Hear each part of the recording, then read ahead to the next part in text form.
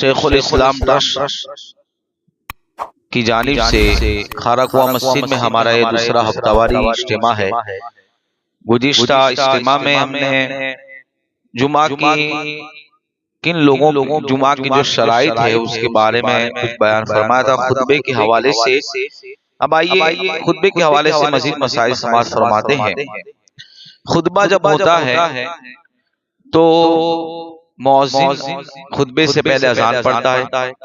उसमें ये है कि अजान के बाद हम उस वक्त जो है जोर से दुआ कर सकते हैं ना कुछ।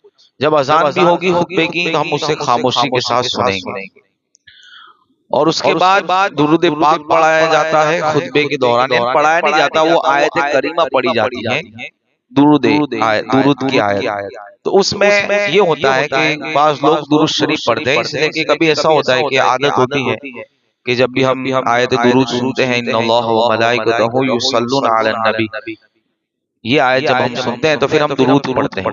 तो जब खुतबा के दौरान ये आयत इमाम साहब पढ़े और ये पढ़ते भी हैं तो उस वक्त हमें जो है खामोश रहना है। क्या करना है हमें? खामोश रहना है। अंगूठा भी हमें उस मौके पर चुमना नहीं है, अंगूठा भी हमें चुमना नहीं है। दुरूद हम दिल में पढ़ेंगे। दुरूद क्या करेंगे हम? मन, किस चीज को कहते हैं? मन में पढ़ेंगे, जबान से नहीं पढ़ेंगे, इसलिए कि हमें तवज्जो से सुनना है। हम कुछ भी नहीं पढ़ेंगे, ना आमीन कहेंगे किसी दुआ पर, यानी अगर कोई ऐसी दुआ खुतबे में पढ़ ली, ना ही हम दौरान खुतबा यानी दरमियान खुतबा यानी इमाम साहब जब बैठते हैं दरमियान में दो खुतबों के दरमियान, उस वक्त भी हम दुआ नहीं करेंगे। दुरूद शरीफ का मौका आएगा, यानी आयत दुरूद सुनी जाएगी, वो मौका नहीं है पढ़ने का, तो क्या करेंगे हम? दिल में पढ़ेंगे, जबान से नहीं कहेंगे। इसी तरह जुमा की अजान सानी, पहली जो अजान होती है वो ये हमें इत्तिला होती है कि भाई अब वक्त हो गया, आ जाए मस्जिद में। फिर हमारे यहाँ तकरीर होती है, हिंदुस्तान में उर्दू में और कहीं और लैंग्वेज में, बाहर इंग्लिश में भी होती है। ये इसीलिए है कि लोगों तक दीन पहुंचे, ये स्पेशली इसलिए है। ये अलग बात है कि हमारी कौम आती नहीं, 2 मिनट की बात होती है फिर मस्जिद में आते हैं। फिर कभी कोई ऐसी बात इन्हें बता दी गई तो हमने कभी जिंदगी में सुना ही नहीं था। तो आपने सुना ही नहीं था तो आप बैठे ही कब थे तो सुनोगे? ये होता है ना, बैठे ही नहीं कभी तकरीर में, कोई मसला पूछा नहीं, कभी सीखा नहीं, तो फिर क्या कभी सुना नहीं, आप बैठे ही कब थे तो सुनेंगे? तो ये अजान होती है। फिर उसके बाद खुतबे के लिए अजान दी जाती है। तो खुतबे के लिए जब अजान होगी तो फरमाते हैं हुजूर अलैहिस्सलाम का नाम सुनकर अंगूठा न चूमे। बाद में यानी जब और अज़ानें हो 5 वक्त की जुमा की, तो जब भी हुजूर का नाम आए अंगूठा चूमे, दुरूद शरीफ पढ़े।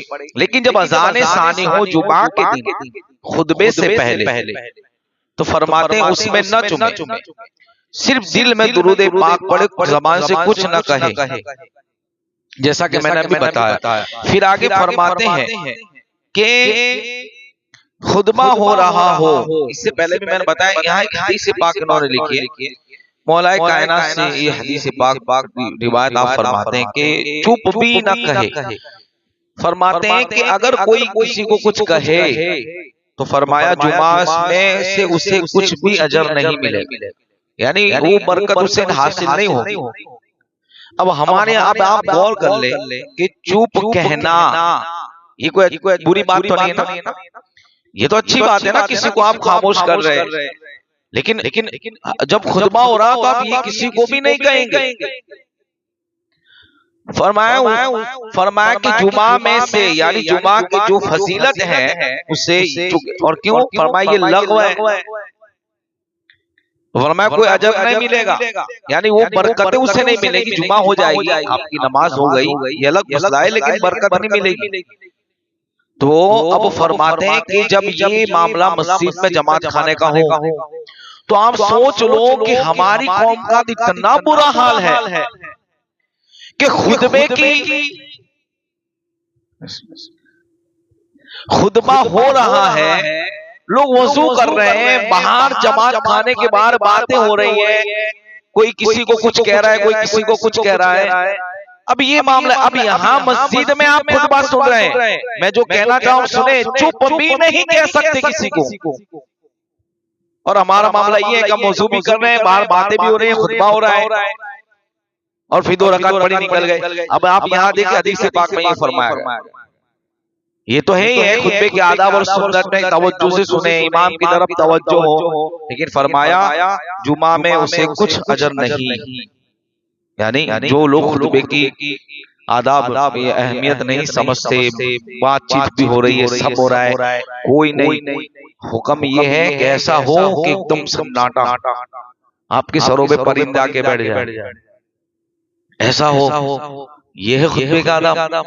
अब आप देख ले, ये जो मैंने बताया, अब आज जुम्मा में आपने देख लिया होगा क्या मामला, जमात खाने में भी बाहर की आवाज अंदर आती होगी, कोई वजू खाने पे चिल्ला रहा है, कोई बाहर बैठ के बात कर रहा है, कोई जमात खाने में भी बात कर रहा है, और कुछ जगह पे ऐसा भी है कि तकरीर चल रही है और 2 लोग बैठ के कोने में बातचीत भी कर रहे हैं।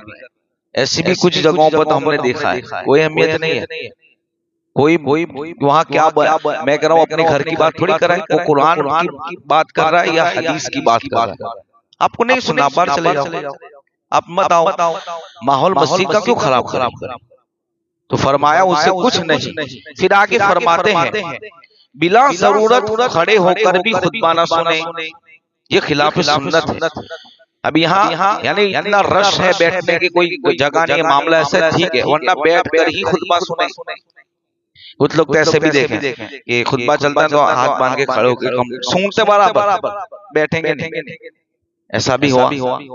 हो सके तो पहली सब में, अब पहली सब की वजह से आप किसी को फलांग के नहीं आ सकते, जगह है तो आप आ जाएं, ये होगा खुतबे में। और फिर फरमाते हैं खुतबे की सुन्नतों के अंदर कि जब आप खुतबे के लिए सुनने के लिए बैठे, तो पहले बताया था कि 2 जानू होकर बैठे और हमारी तवज्जो इमाम की तरफ, ये है खुतबा, ठीक है।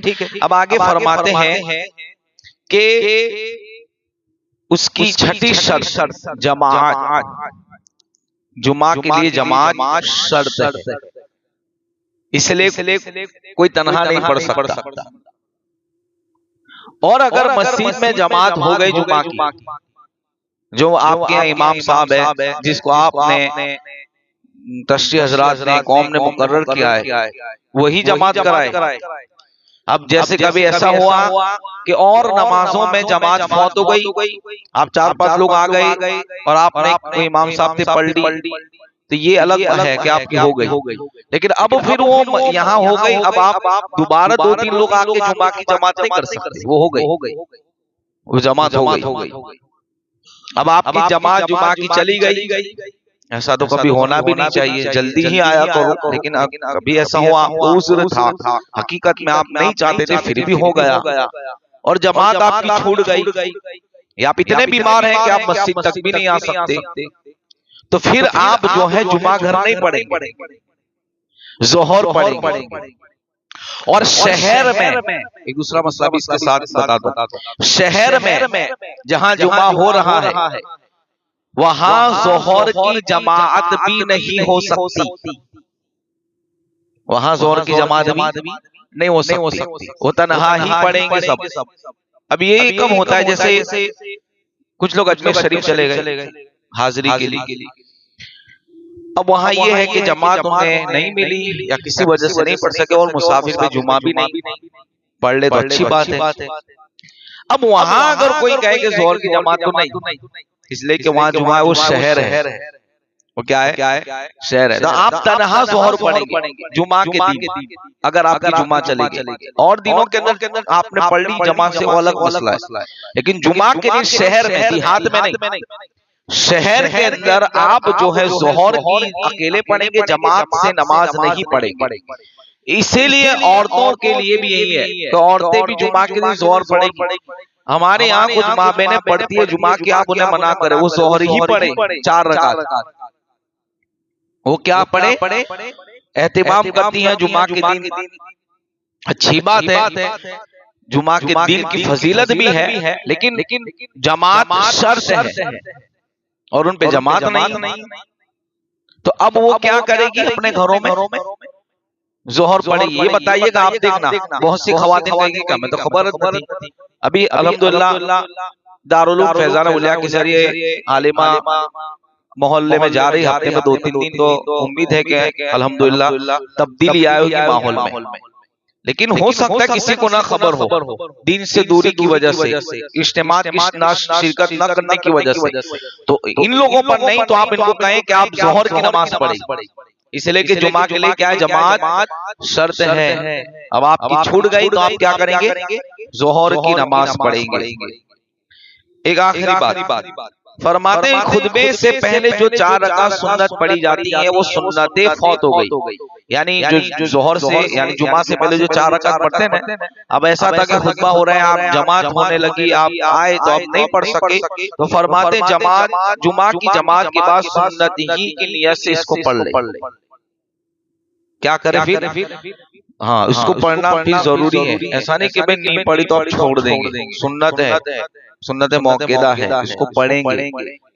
बाद की भी 4 पढ़ेंगे और उसके पहले की भी 4 पढ़ेंगे, लेकिन पढ़ना वो जरूरी है। ऐसा नहीं कि अब छूट गई, आप बाद की पढ़ते पहले नहीं पढ़ते तो 5 मिनट ज्यादा होगा, लेकिन उस सुन्नत को भी जरूर पढ़ ले।